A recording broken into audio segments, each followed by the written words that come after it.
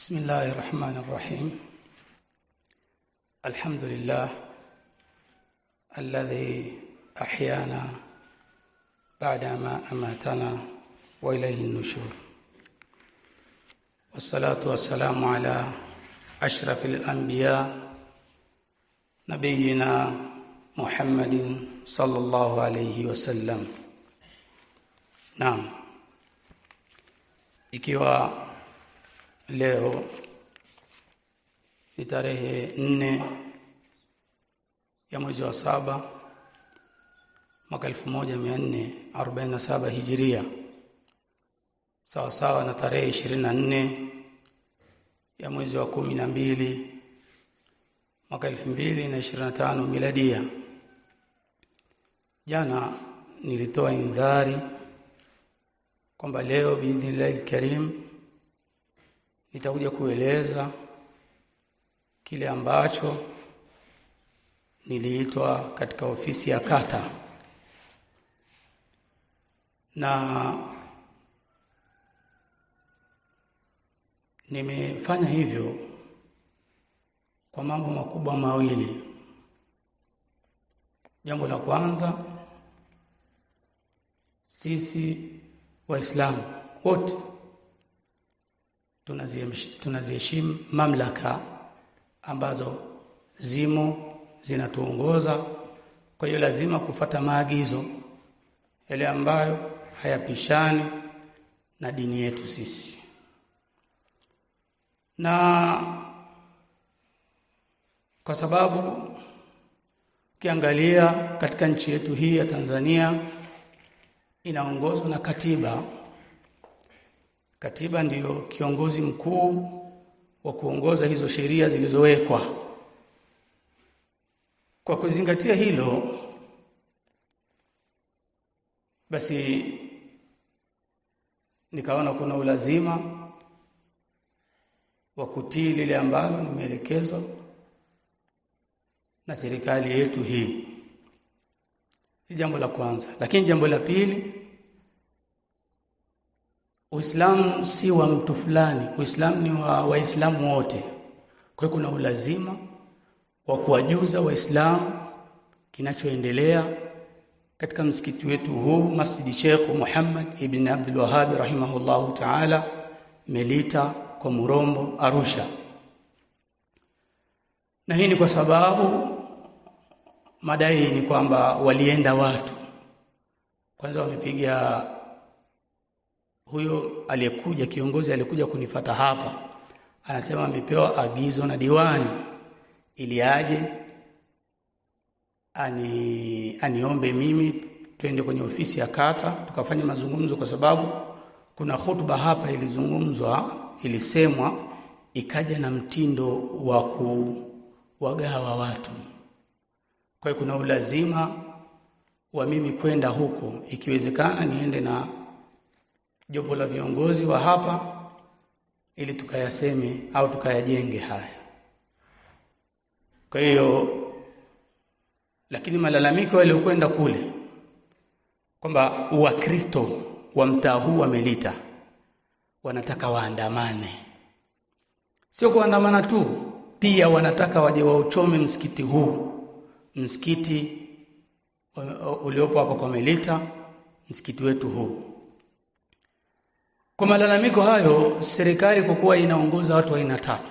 Kwanza inaongoza Waislamu, lakini pia inaongoza Wakristo na wasiokuwa na dini pia. Wote hawa wako chini ya serikali. Na ndio maana serikali inanadi kwa kinywa kipana kwamba serikali haina dini, ila watu wake wana dini. Na ndio maana leo hii ikiwa kuna ufunguzi wa kanisa, kiongozi wa serikali ataenda kufungua kanisa lile. Ikiwa kuna ufunguzi wa msikiti, kiongozi wa serikali atakwenda kufungua msikiti ule. Bali ikiwa kuna waganga wa kienyeji wana jambo lao ambalo halivunji sheria, basi kiongozi anakwenda kwa jambo lile. Lakini ndani ya hao wananchi, watu wana dini zao.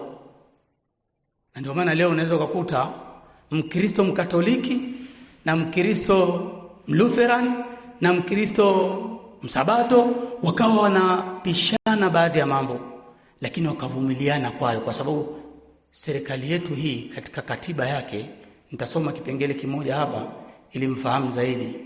Kina kipengele kinachohusiana na haki. Anasema haki ya uhuru wa mwanzo, IB 18 mpaka 21. Katika 19 anasema uhuru wa mtu kuamini dini atakayo.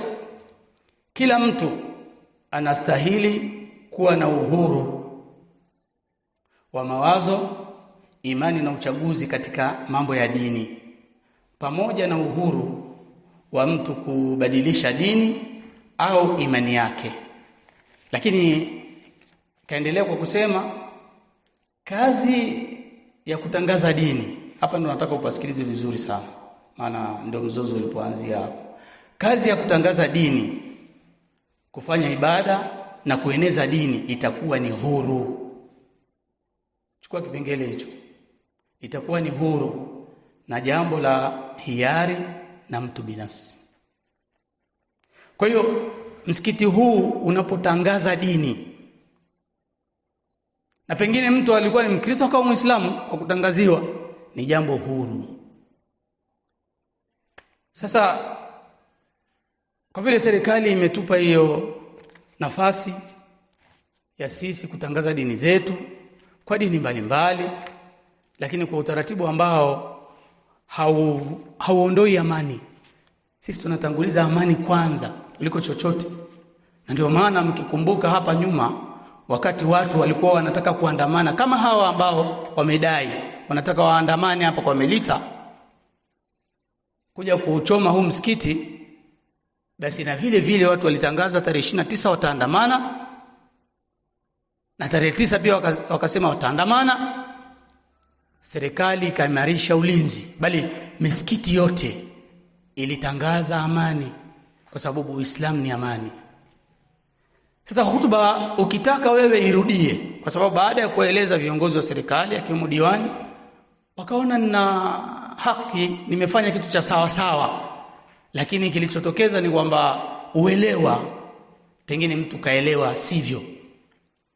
Hutuba yangu ilikuwa inasema ayuhal muslimun, enyi waislamu, antum alladhina tumayizuna nasara, enyi waislamu, nyinyi ndio mnatutenga sisi wa Kristo. Hutuba ndio ilikuwa inasema hivyo, na nikaleta sababu za wao kudai hivyo, kwamba sisi waislamu tunawatenga wa Kristo. Moja katika sababu ni neno la kuwaita wao makafiri. Kwa nini waislamu wanatuita makafiri? Huu ni kutenga watu, natubagua. Lakini jambo jingine ambalo walikuwa ambalo ndio nilisema likasababisha haya yote ni kuto kushirikiana katika sherehe zao za kiibada. Hili nalo pia Wakristo wakaona hapa kuna kutengana, kuna kuachana, kuna kukaana mbali. Nilileta dalili, ukitaka utairudia hutuba hiyo ambayo nilisema hapa, nikaleta dalili za kusema wale watu wanaowaita Wakristo makafiri, dalili nikazileta. Lakini pia vile vile nilieleza maelezo ya kina, na narudia tena, watu wa msikiti huu na waislamu wote kwa ujumla, nasemea Uislamu sasa, hawana shida na mtu yoyote mwenye imani yoyote kwa mambo yasiyohusiana na dini. Hawana shida kabisa. Yani wako radhi kununua kwako, wako radhi kukuuzia, lakini utakaposema twende kanisani, basi Muislamu huyo atakwambia hapana, tena kwa upole, hapana, mimi sishiriki ibada zenu. Wewe ni Mkristo, nenda kanisani na mimi naenda msikitini. Ndio miaka yote tunaishi hivyo, Wakristo na Waislamu, bali na wasiokuwa na dini, na wote hawa wana haki ya kuingia katika serikali. Kwa hiyo nikaweka wazi na nikatoa, kuna maelezo niliyatoa hapa, nikasema kuna siku hapa paliumwa mtu hapa Mkristo, pakawa hakuna dereva wa kuendesha gari kumpeleka hospitali. Nikapewa funguo, nikambeba huyo mgonjwa, nikampeleka hospitali, kuonesha kwamba tuna ushirikiano baina yetu sisi na wasiokuwa Waislamu. Lakini pia siku nyingine kuna mgonjwa hapa jirani aliumwa hivyo hivyo, akaja jirani Mkristo akanipa funguo za gari, ustazi mgonjwa upeleka hospitali, akiwa amekaa pembeni. Bwana, mimi naogopa kuendesha gari, ustazi endesha wewe. Tukaingia tukapeleka mgonjwa hospitali. Inaonesha wazi kwamba ushirikiano wa mambo yasiyo kwa kidini tuko pamoja. Lakini juzi nikasema kuna mwaka mpya wa Kristo wana ibada nyingi. Moja katika ibada zao ni kubatiza mtoto. Ni ibada ambayo wanaeleza wenyewe wa Kristo asiyebatizwa si Mkristo. Kwa hiyo mimi kama kiongozi na shekhe wa msikiti huu nikawa na wakanya Waislamu wasiingie katika ibada zao. Sasa kumkataza mtu asiende kanisani, asiende kufanya ibada zisizokuwa za kwao, ni kosa hilo. Bila shaka si kosa, na ndio maana serikali karuhusu hilo, kwamba watu wa serikali hii wana dini zao. Kwa kuheshimu dini ya mwingine ni jambo la lazima. Lakini sasa baada ya kuyasema hayo, mimi sisemi wameibuka watu, kwa sababu wakati tuko hapo ofisi ya serikali, aliyekuja ni balozi, na kwa ajili ya insafu ya maneno nitamtaja ambaye alisimama kwa sababu ya wananchi wa hapa kwa Melita. Ni balozi anaitwa Robert.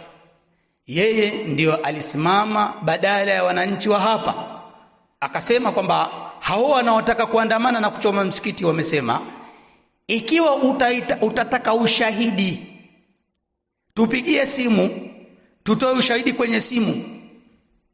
La.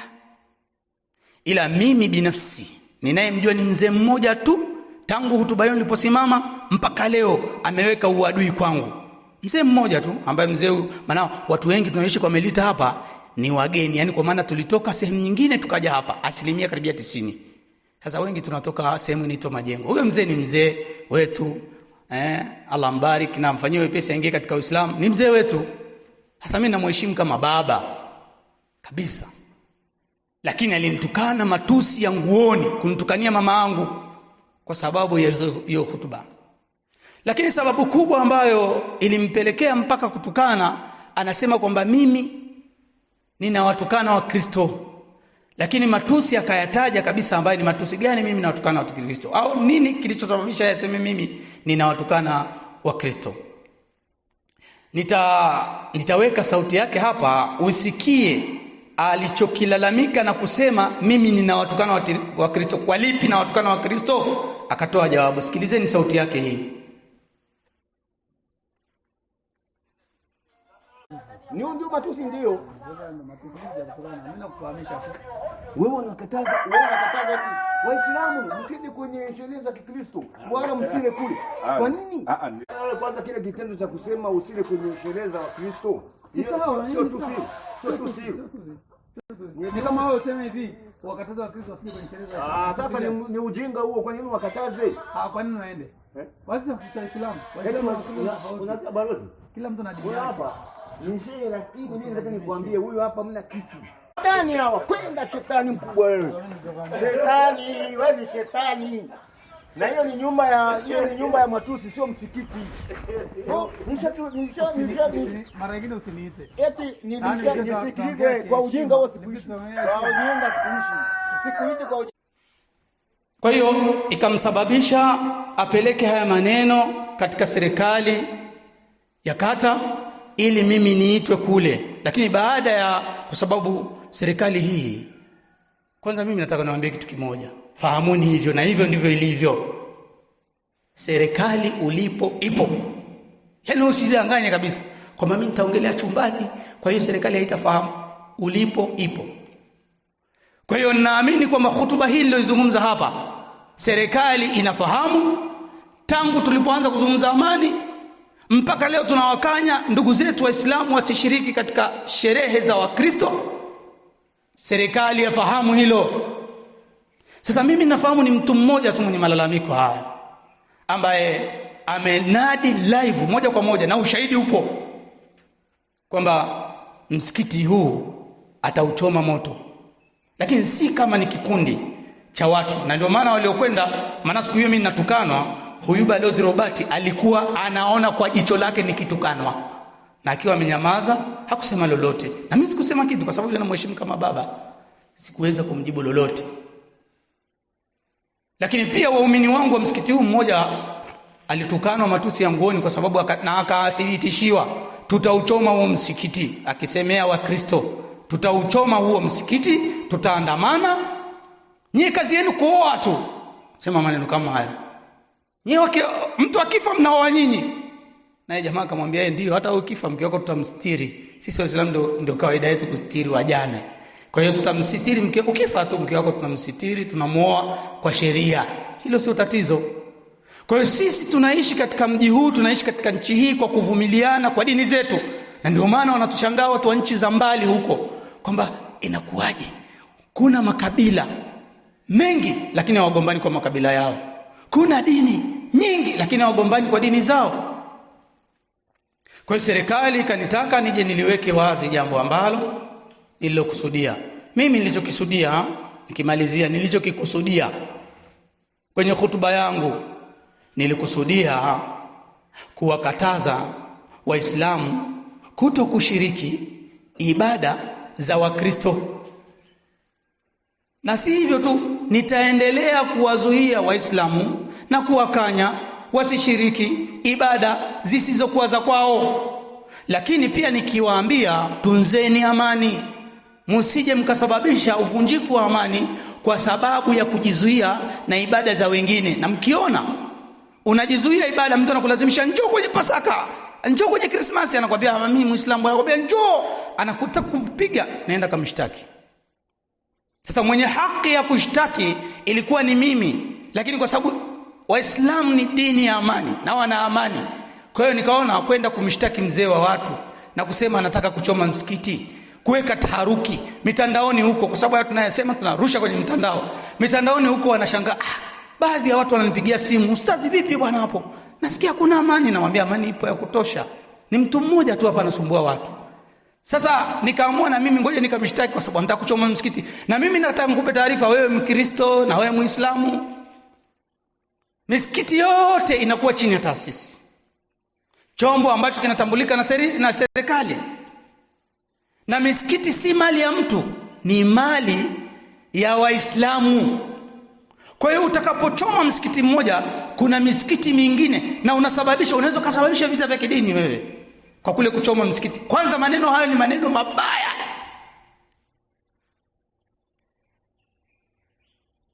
Unataka uchome msikiti, utachoma msikiti na watu wake, lakini Waislamu watabaki na misikiti itabaki. Utakuwa umesababisha taharuki na vita vya kidini utaleta wewe.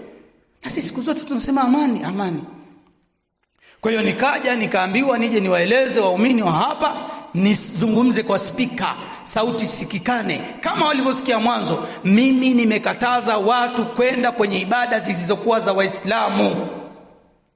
Ibada zote ambazo si za Waislamu wasishiriki. Na ninazidi kusema, kesho kutwa hapa tuna mwaka mpya na tuna Christmas, na nilisema kwamba baadhi ya Waislamu utakuta wameweka maua ya Christmas Day. Sheria yetu ya dini ya Kiislamu ni makosa. Kuna mama mmoja alinifurahisha sana katika maneno yake. Wakati tumekaa kule kwenye kikao kile, kilikuwa ni viongozi watupu, viongozi wa serikali na mimi nikisimama kama kiongozi wa msikiti huu. Yule mama alinifurahisha sana, kwa sababu hakuna mahali, nikwambie na ili lijue hivyo, ambapo utakuta serikali imekaa alafu pasiwe mwana Muislamu, au serikali imekaa pasiwe na Mkristo. Utakuta waliokaa pale ni Waislamu na Wakristo, hakuepeki hiyo.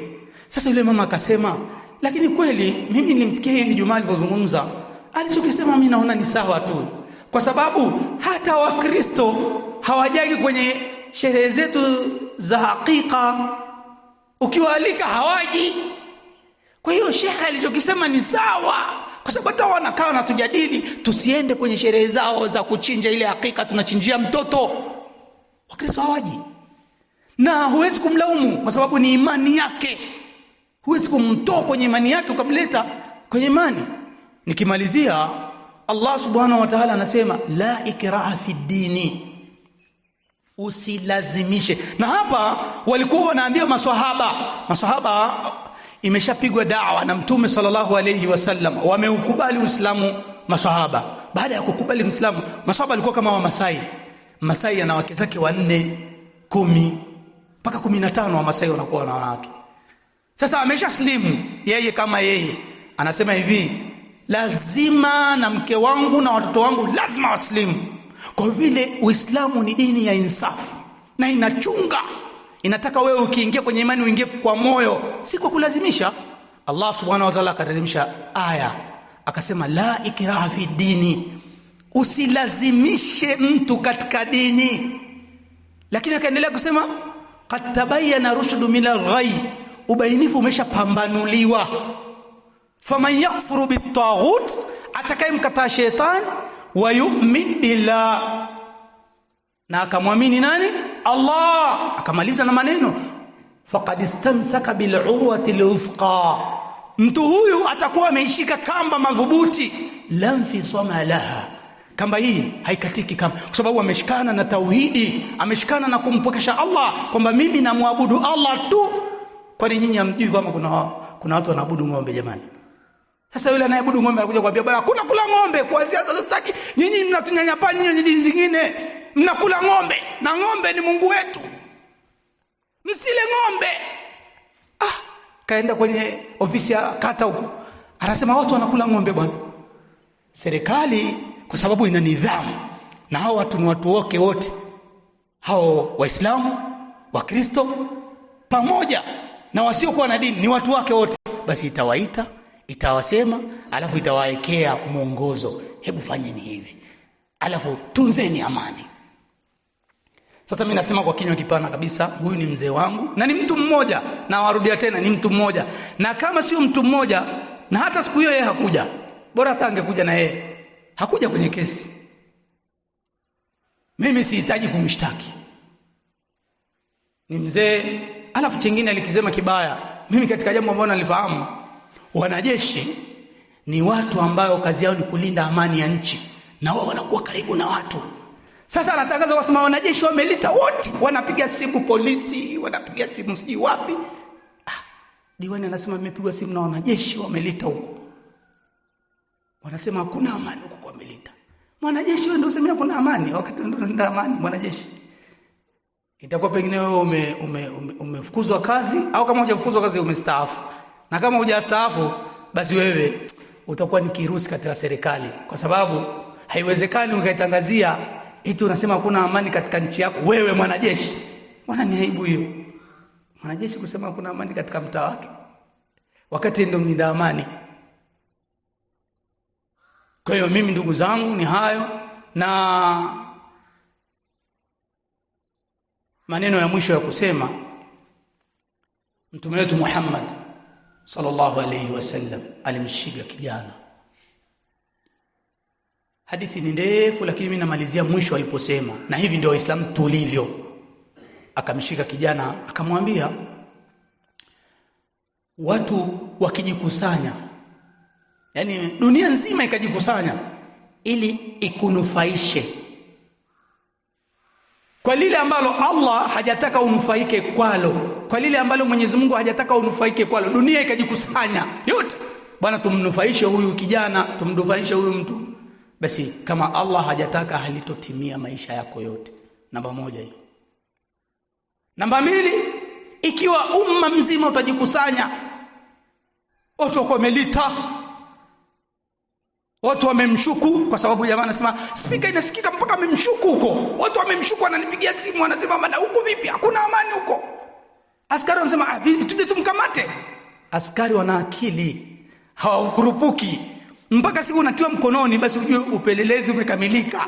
Sio kwamba tu vurugu tu anakuja askari mpaka siku amekuja kukukamata, upelelezi umekamilika na una mashtaka ya kujibu. Sasa wakijikusanya dunia nzima ili wakufanyie madhara, na Allah subhanahu wa ta'ala amesema wewe hudhuriki, hutadhurika, basi wallahi hudhuriki. Kwa imani hiyo tulionayo, hatuna wasiwasi na mtu yoyote, si kwa Melita, si popote. Na ikiwa tutaingia kwenye madhara, basi ni neema ya Allah na amekadiria hilo. tutamshukuru Allah na tutafanya subra. Hatuwezi tukasema kwanza tunavunja amani. Anaweza Muislamu akapata madhara na akaulizwa vipi sasa tuandamane, kwanza ni haramu. Msije mkathubutu, niacheni mimi. Muislamu yuko tayari kuteseka yeye kwa ajili ya amani ya wengine.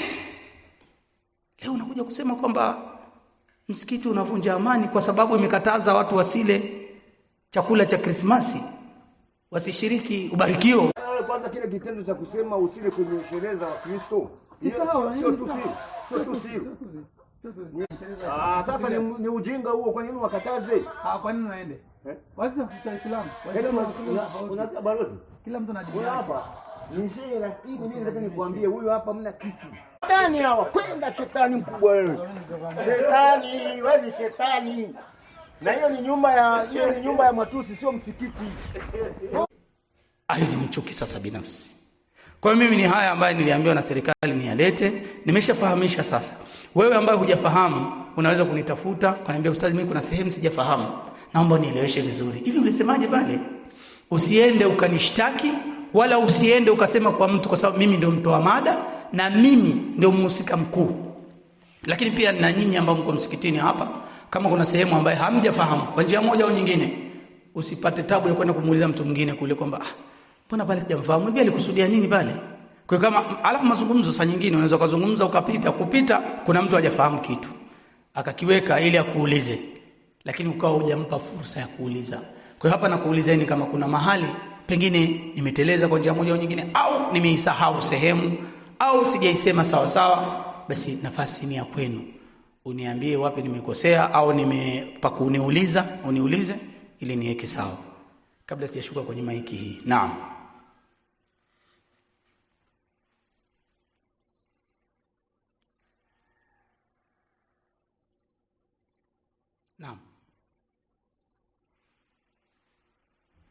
Naam. Kwanza mimi nashukuru kwamba inaonekana hakuna swali lolote. Nimepata message nyingi sana za kupewa pole shekhe, fanya subra shekhe, kuonesha watu wana kitu kinaitwa alwala walbara, yani kupendana kwa ajili ya Allah. Kwa hiyo ni mapenzi makubwa.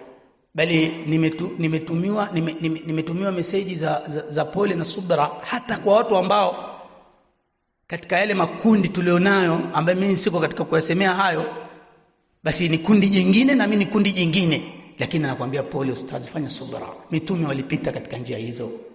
Maana nikimalizia nilisema mitume hawakosi mambo matatu. Watakapokuta na miji ya makafiri, basi hawakosi vitu vitatu. Kwanza watafanya mbinu za kumuondoa katika mji ule. Wakishindwa, na nilitoa mifano siku ile, wakishindwa basi kwanza wanamuondoa katika mji ule, watafanya njama za kumuondoa katika mji ule, wahakikisha wanamuondoa. Wakishindwa wanamuua, wakishindwa wanamfunga jela. Wewe nenda na hiyo silsila, utaona yule Muislamu aliyoshika tauhidi ya kweli hachomoki vitu hivyo vitatu.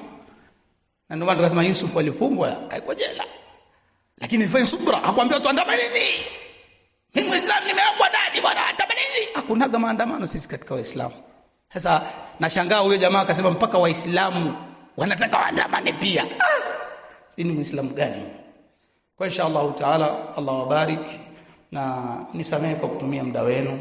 Nimelazimika kufanya hivyo, bali maagizo ya serikali ni lazima kuyatii, maana sisi tuko chini ya serikali. Na unaambiwa sehemu ambayo haina serikali haufai ukayata dakika moja. Lakini sehemu yenye serikali ambayo ni dhalim, serikali ambayo inawanyanyasa wananchi na wapiga wananchi, basi kaa hapo hata miaka 10,000. Lakini usikae sehemu ambayo haina serikali, haina utawala.